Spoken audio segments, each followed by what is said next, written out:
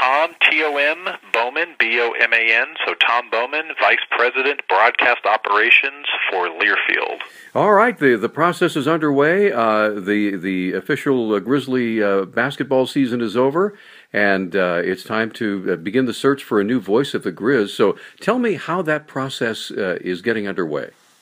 Well, of course, we waited till the season ended so that Mick could do his last broadcast. I know he was honored, I believe, the last home game, an honor that he definitely deserved. And so now that Mick has ended his career there, it's not necessarily filling the shoes of Mick Holeen, it's just finding a new voice to fill a role. So I don't think anyone's going to fill Mick's shoes. Mick was there for a long time, so it makes the challenge a little bit tougher.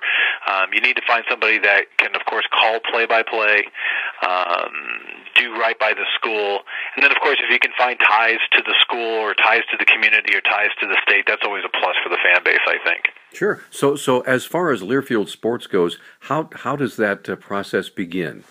So here's what happens. So as the Vice President of Broadcast Operations, I lead the job search, but I'm working in conjunction with the athletic department and our general manager, Justin Barnes. So my job on the front end is to really do the heavy lifting, to reach out on a national level.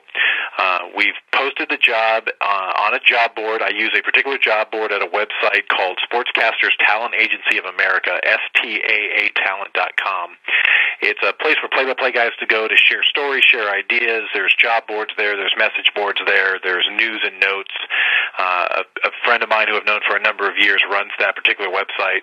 And so I post all of our jobs there. So right now there is a posting at STAAtalent.com for play-by-play University of Montana. And it opens up the application process. It talks about what we're looking for in particular.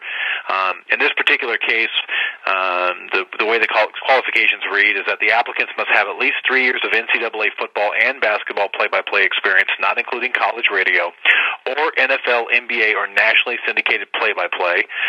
No exceptions. The ideal candidate will be willing to relocate or will already reside in the Missoula, Montana area. And then it tells them how to get their stuff to the site. So John Chalesnik, who runs this site, is merely a facilitator for me. He's the one that's taking in all of the packages from all of the potential candidates.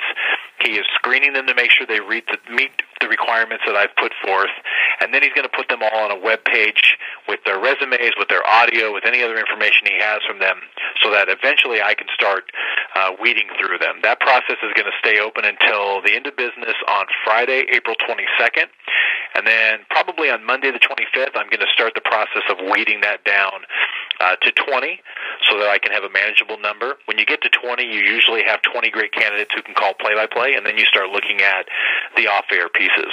What do they bring to the job that isn't play-by-play on the mic?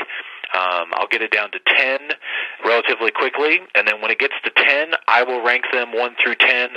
My executive producer, Keith Sampson, who's been here for 25-plus years, will also rank them. I'll ask our general manager to rank them, and 2 other people in our business that I trust that don't have a dog in the fight. And from there, I see where the top 5 kind of land and see if we're all kind of in the same ballpark. I'll make an executive decision of who the final 5 or 3, or depending on how many great candidates we have. At that point, I present that to the athletic department. So our athletic director, senior associate, and other members of the athletic department are going to take a listen to these final candidates and decide who they'd like to meet.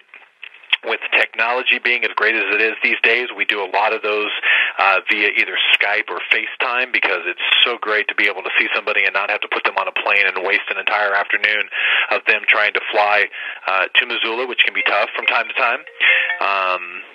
And from there, we'll decide who they really like.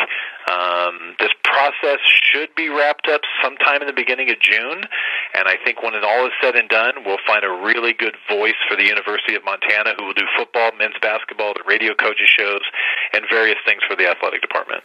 Now, Tom, now this may sound like an unusual question. I've never actually heard of it before, but are there any women that might be interested in this position? There are.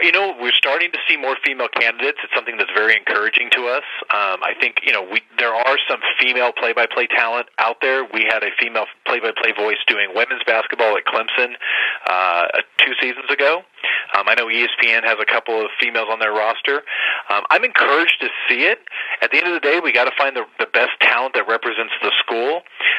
I can't say whether or not that would be a female at this point, but I think that we're finding that our industry that used to be more of a boys' club is opening up quite a bit. All right. Now, are you looking forward to this procedure? Because, like you say, it's been, I believe, well over 30 years since the University of Montana's had a different voice on the radio.